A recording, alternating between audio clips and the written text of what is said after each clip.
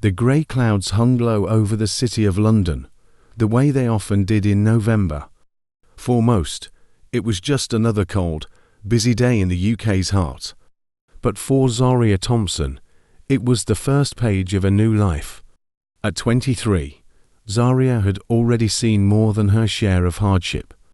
Born in Kingston, Jamaica, and raised by a single mother who juggled 3 jobs just to keep the lights on, Zaria had always carried the burden of being the hope of her family. Smart, responsible, and quiet, she knew her ticket out was education. A scholarship to a university in East London felt like salvation. Still, the reality hit hard when she arrived. Her student housing was small, the heating inconsistent, and every pound stretched thin. Zaria worked at a corner shop during the day and attended classes in the evening. Sometimes she cleaned offices late at night just to send a little money back home. But even with all her struggles, Zaria never lost her grace. There was a softness in her voice, a light in her smile that made people pause. A stranger once said she had kind eyes. She'd never forgotten that. It was during her second term that she saw the ad.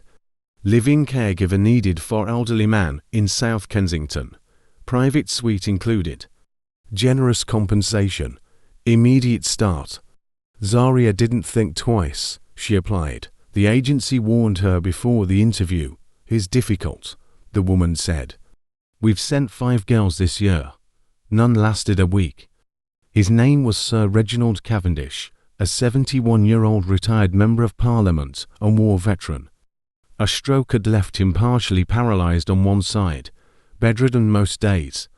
Despite his condition, he was still fiercely commanding and bitterly lonely. When Zaria arrived at his grand townhouse, she felt out of place. The estate looked like something out of a historical drama: marble floors, oil paintings, and chandeliers that whispered of money and Old English bloodlines. The housekeeper, Mrs. Kemp, looked her up and down with the kind of cold judgment Zaria had grown used to. But when she walked into Sir Reginald's room, something shifted. He stared at her for a long moment. "You're not what I expected," he muttered. Zaria, standing in her modest skirt and neatly tied braids, replied softly, "I'm here to help, sir." Not to impress, and help she did. She cleaned his wounds gently. She learned his medication schedule, adjusted his pillows a dozen times a night, and unlike others before her, she never lost her patience. She read to him from his favourite war memoirs, and didn't flinch when he barked at her. He tested her. Once, he purposely spilled water on the floor just to see how she'd react. Zaria only sighed, smiled, and wiped it up. By the 3rd week, Sir Reginald began calling her Z. By the 5th, he began asking about her family. By the 6th, he made a surprising offer. "I want you to move in," he said one night, his voice brittle but serious. Zaria blinked. "Sir, it's madness. You come here from the East End every day, rain or shine. It's late when you leave. I'd rather have you here, in the guest suite." "Just until I recover." Zaria hesitated. Her mother always warned her, "Don't get too comfortable where you don't belong," but the offer made sense. The train fare, the fatigue, the danger of walking home past midnight. It was all becoming too much. "I'll pay you triple what I'm paying now," he added, "and you'll have your own wing. I just prefer your presence." After 2 sleepless nights and a long call with her mother, Zaria agreed. But she made it clear, "Just until you recover, Sir Reginald. I'll go back to my apartment after that." He nodded. But deep down, something had already begun to change. Sir Reginald had never known softness until Zaria. With each passing day, her touch healed more than his broken body. His morning routine, once met with dread, now began with a calm smile as Zaria opened the curtains and let the light in.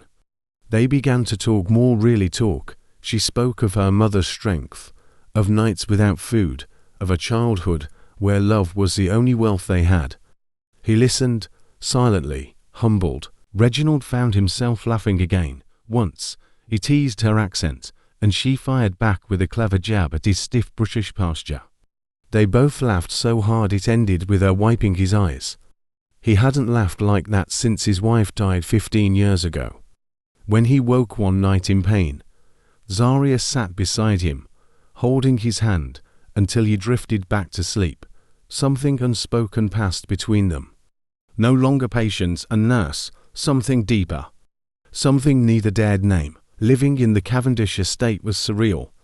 Zaria had her own suite larger than her entire apartment in East London. Marble floors, antique mirrors, velvet drapes, yet she kept it simple. One small photo of her family on the knitstand reminded her of who she was. The house staff were polite, but distant. Whispers echoed when she walked past. Still, Zaria stayed focused. She learned the routines, coordinated with doctors, even organized Sir Reginald's library. Her efficiency earned her respect, but in quiet moments, she noticed Sir Reginald watching her. Not with lust, but with longing, a longing to live again. She told herself not to feel anything, but every time their hands brushed, it felt like fire. They began spending evenings together, sitting in the library as the fire crackled. "Why are you so kind to me?" he asked one night.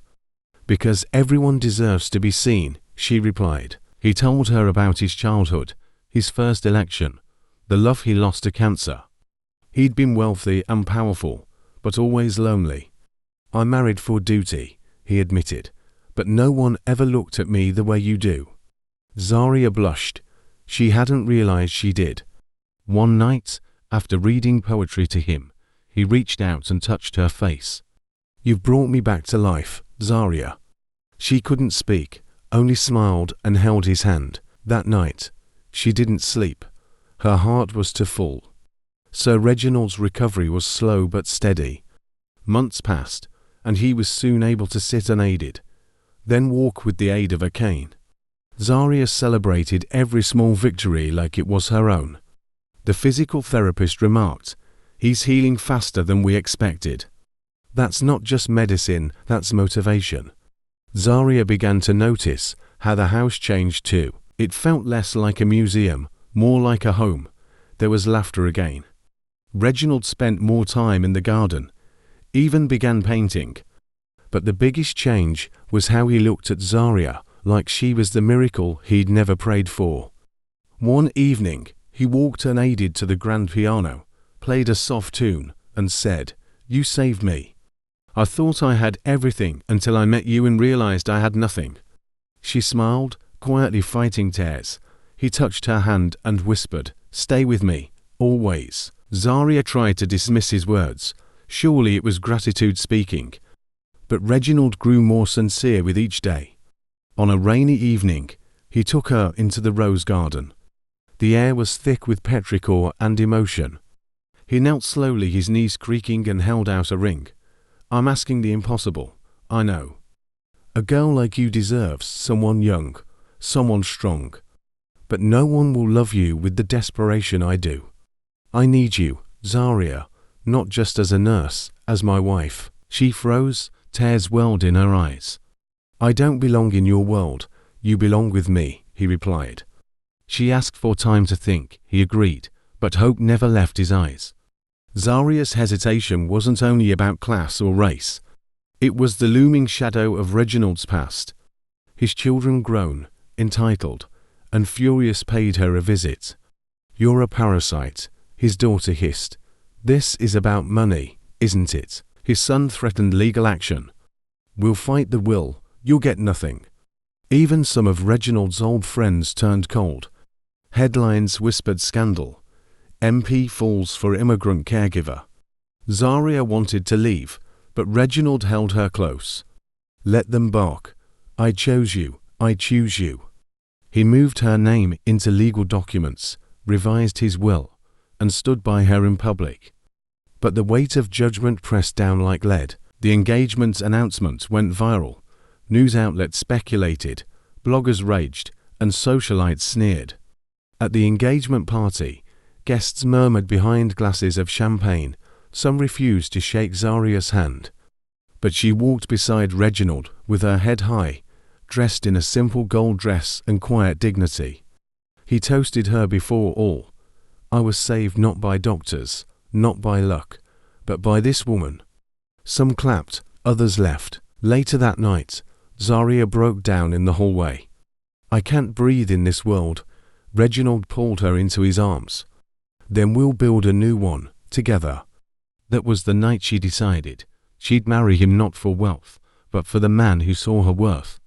Married life in the Cavendish mansion was both blessing and battle. Zaria redecorated parts of the house, opened the library to children's charities, and invited her fellow immigrant students over for dinner. But there were whispers from the staff, poison in polite smiles, and silence from Reginald's children. Zaria learned diplomacy. She learned to fight with silence, to win with grace. Her love was her shield, her heart, her armor. Reginald adored her more with each passing day. Together, they were unstoppable despite the storm around them. They married in the garden where he first proposed. Her mother flew in from Jamaica, crying as she kissed her daughter's hands. The ceremony was modest by aristocratic standards, but rich in love. Zaria wore a dress sewn by her aunt. Reginald wore a simple suit. They exchanged vows under an old oak tree as a string quartet played. Some guests smiled genuinely, others didn't show up at all. But when they kissed, the world melted away. It wasn't just a marriage, it was a revolution. With marriage came a new title, Lady Cavendish. Zaria now sat on charity boards, gave speeches about immigration and equality, and started a foundation for marginalized students. People began to listen. She didn't try to become one of them, she redefined what it meant to belong. The media warmed to her. Her grace disarmed critics. Her intelligence silenced snobs. Even Reginald's daughter eventually wrote a letter. I misjudged you. He's lucky, but Zaria remained grounded. Each morning, she still brewed Reginald's tea herself. Titles don't change who we are, she told her mother. They just show people who we've always been. 1 year after the wedding, Zaria brought Reginald to Jamaica. They walked barefoot on the same beaches she grew up on. He met her uncles, danced at the village celebration, and cried when he saw the tiny shack she once called home. It humbles me, he said. She visited the school she once walked 2 miles to reach and donated new books, laptops, and funding for scholarships. Reginald was no longer the stiff politician. He laughed, played dominoes, and ate jerk chicken with his hands. He was hers now, fully, and the island, her island, embraced him. Zaria's wealth became her family's salvation. Her mother moved to England and took up gardening on the estate grounds. Her younger brother was enrolled in university. Her cousin started a business with her help. But Zaria didn't just lift her family, she lifted her community. She mentored other immigrant girls, telling them, "You are enough, you always were." The mansion became a place of laughter, community, and possibility. She was no longer just Lady Cavendish. She was a symbol of hope, and Reginald. He stood proudly beside her, watching the legacy they were building together. Years passed, Reginald aged with grace, his hand always wrapped in hers. They often sat in the garden, watching their twins play among the roses. He smiled at her and whispered, "I thought I was dying when I met you. Turns out, I was just waiting to live." Zaria published a memoir. It sold millions. She was invited to speak at universities, to royalty, to heads of state, but she never forgot her roots. At the Grand Estate, she planted a new garden lush with Caribbean flowers, right beside the old English roses. It was a metaphor for everything she'd become. Legacy wasn't about blood or titles. It was about who you lift up beneath the same roof. Years had passed since the day Zaria married Sir Reginald Cavendish and changed the fate of her entire lineage. Their love had survived scandal, class, and public scrutiny. Their twins Zayn and Leora, now 10 years old, were growing up between two cultures, two worlds, and two legacies. On the outside, life was charmed, But beneath the polished surface, the past had not fully rested. It was a late summer evening when a letter arrived from Kingston, Jamaica, handwritten, torn at the edges. The letter wasn't addressed to Zaria, it was addressed to Reginald. She opened it anyway. Reginald had been forgetting things lately, names, dates, even how many sugars he liked in his tea. The letter read, "You stole something that belonged to us. And now we want it back.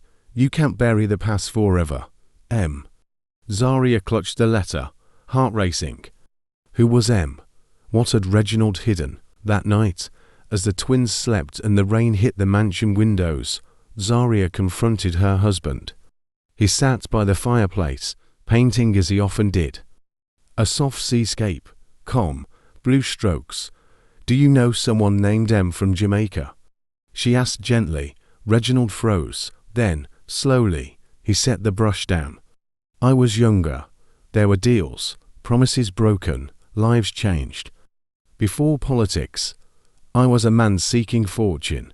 In the wrong places." Zaria stared at him, her heart breaking not from betrayal, but from the weight of the truth. "Did someone die?" she whispered. He looked at her with wet eyes. "I never meant to hurt anyone.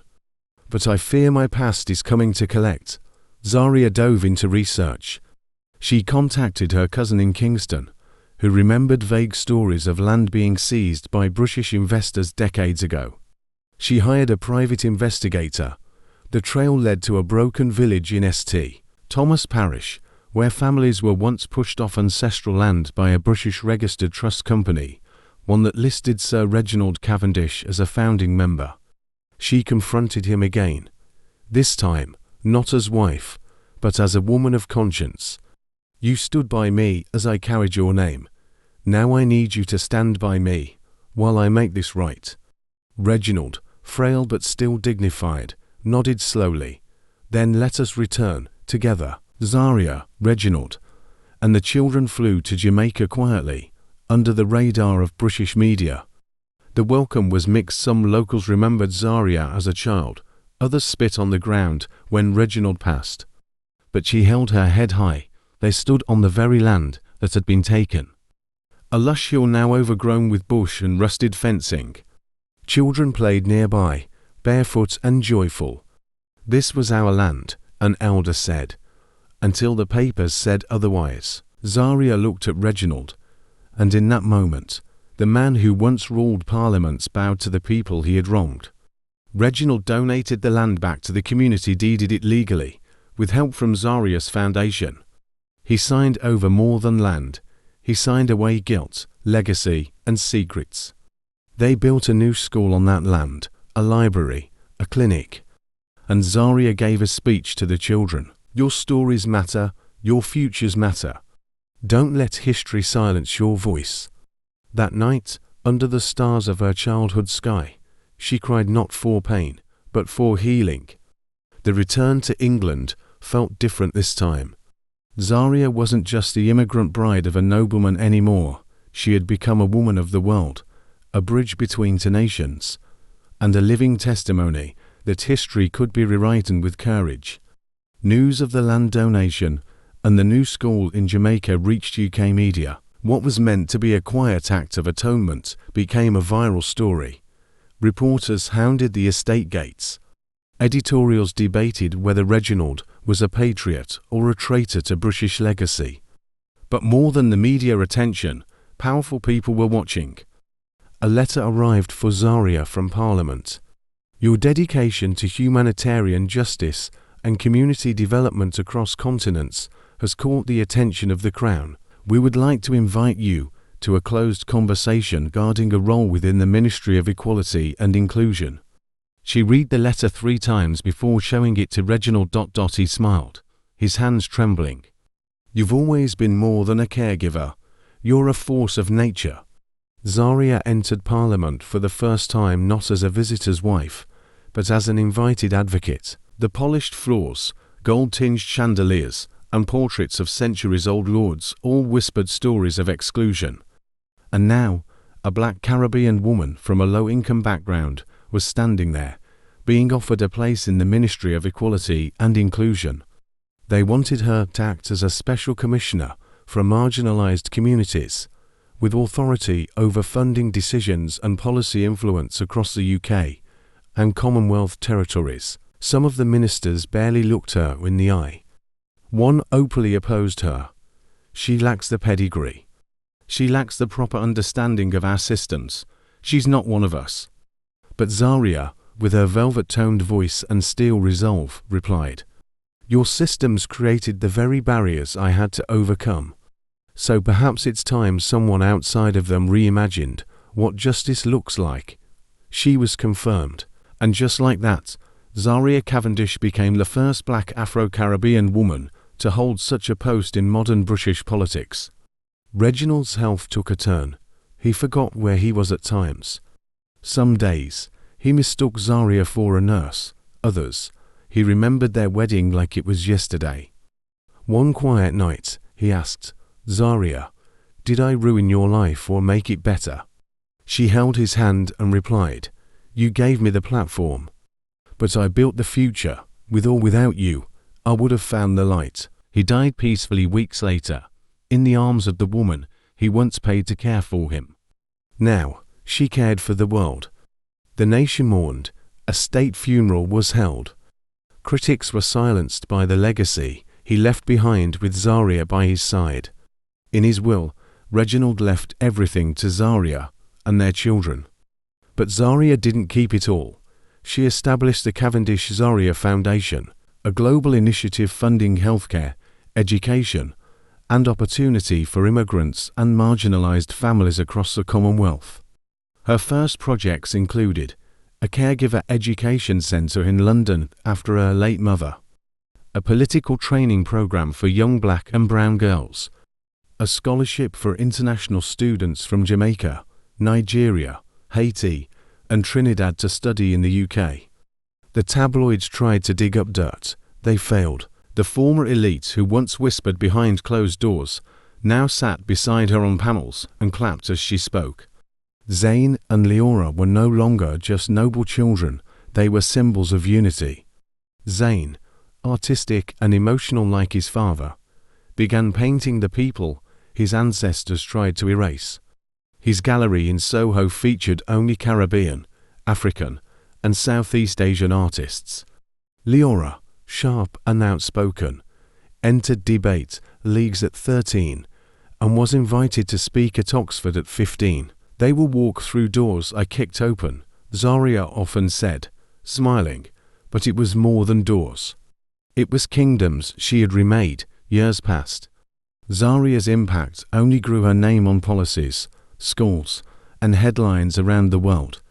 Yet loneliness crept in, as silent and steady as fog on a London morning. One evening, at a diplomatic reception in Ghana, Zaria met Ambassador Solomon-Adewale, a widower, once a refugee child himself, now a respected voice in African-European diplomacy. Tall, thoughtful, and patient, he reminded her of everything she had fought for. They spoke of migration reform, shared sorrow, and what it meant to raise black children in white halls of power. He did not ask for her heart. He earned it slowly, gently. And one day, in a quiet garden outside Accra, he took her hand and said, "You don't have to build alone anymore." Their relationship ignited media frenzy. Widow of British peer dates African diplomat. She moves on to fast.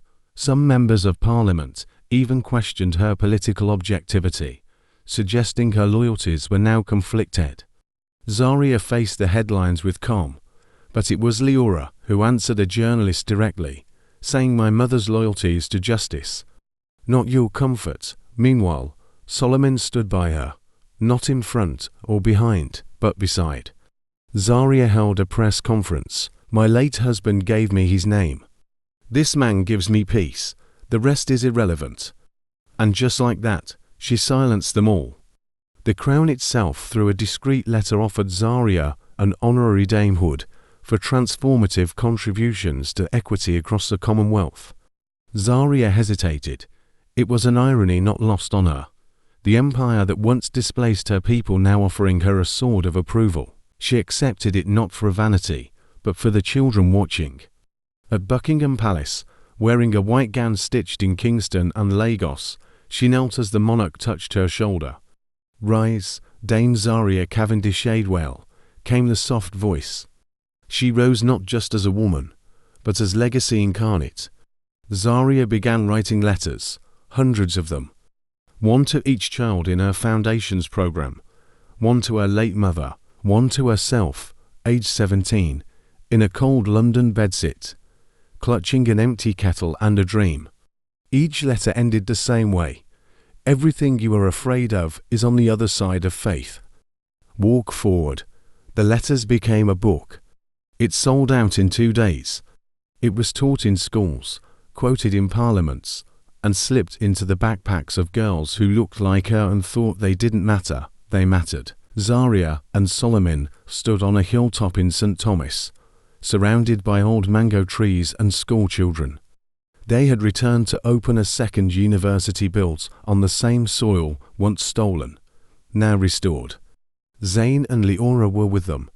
Now young adults, one an artist in residence in Lagos, the other a human rights lawyer in London. The sun dipped below the horizon, casting the same warm glow that had once greeted a scared immigrant girl at Heathrow. Now, beneath that same sky, she had become something greater. Not just a survivor, not even a success.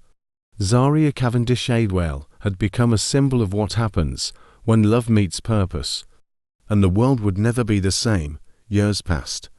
Zaria's impact only grew, her name on policies, schools, and headlines around the world. Yet loneliness crept in, as silent and steady as fog on a London morning. One evening, at a diplomatic reception in Ghana, Zaria met Ambassador Solomon Adewale, a widower, once a refugee child himself, now a respected voice in African-European diplomacy.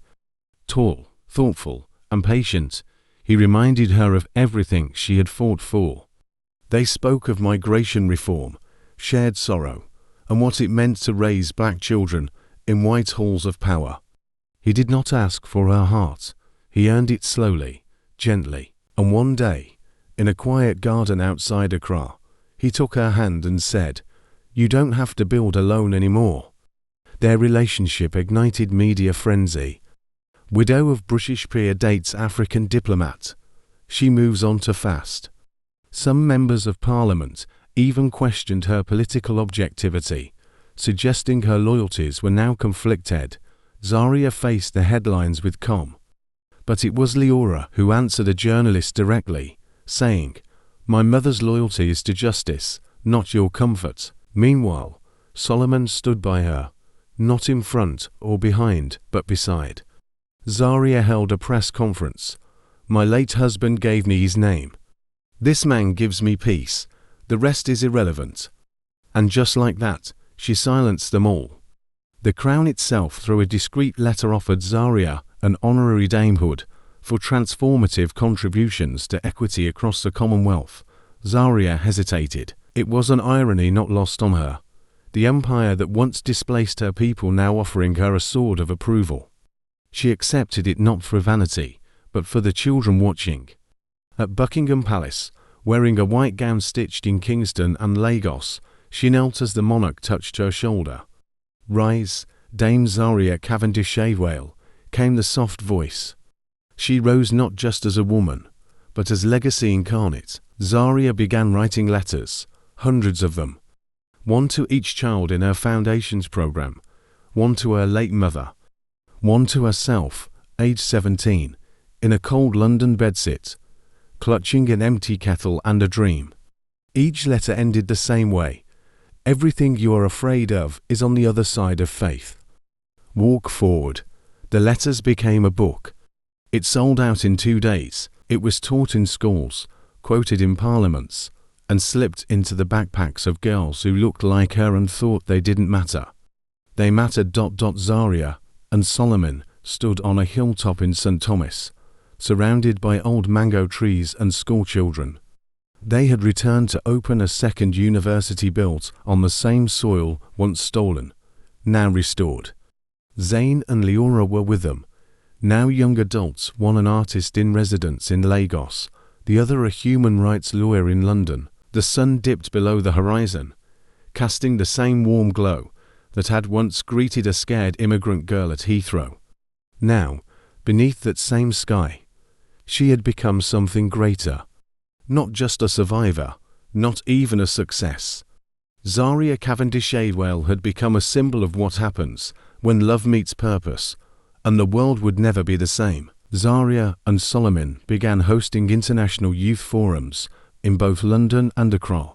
They brought together children from refugee camps, elite private schools, war-torn regions, and peaceful democracies all under one roof. They didn't just talk about change, they engineered it. The Cavendish-Adewale Institute for Global Dialogue was open part university, part leadership incubator. Zaria taught a course titled, How the Marginalized Rebuild Empires. Solomon handled foreign affairs and alumni placement. Together, they created a generation of leaders who no longer asked permission to matter. One day, Zaria received a classified envelope intelligence that a conservative coalition was plotting to defund her foundation. Too much influence in one woman. One internal email read, Zaria knew it wasn't about the money, it was about silencing her. She returned to Parliament with evidence, and during a televised hearing, she dismantled every accusation with facts, testimonies, and policies that proved her impact. The final nail, an endorsement video from the Jamaican Prime Minister, the Nigerian President, and the Canadian Immigration Minister, all citing her work as world-changing. She didn't just win. She shut down every backroom deal. At 21, Leora became the youngest MP elected to the House of Commons.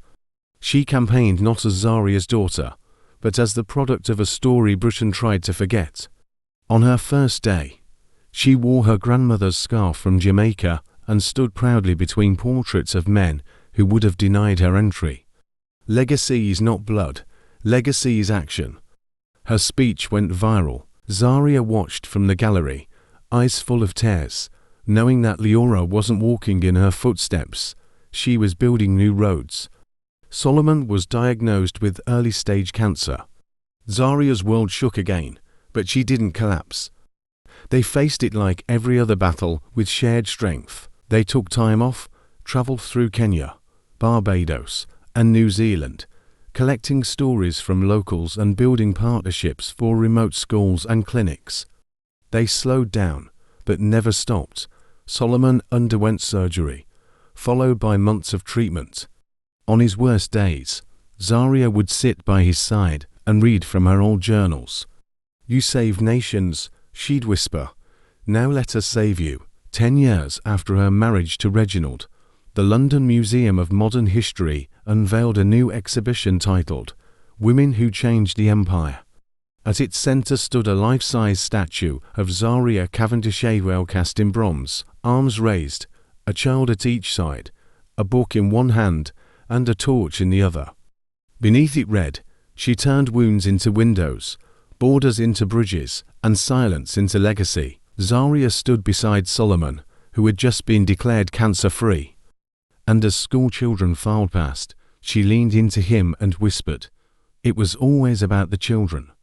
If this story touched your heart, subscribe to the channel, leave a like and share this with someone who believes that love, resilience, and legacy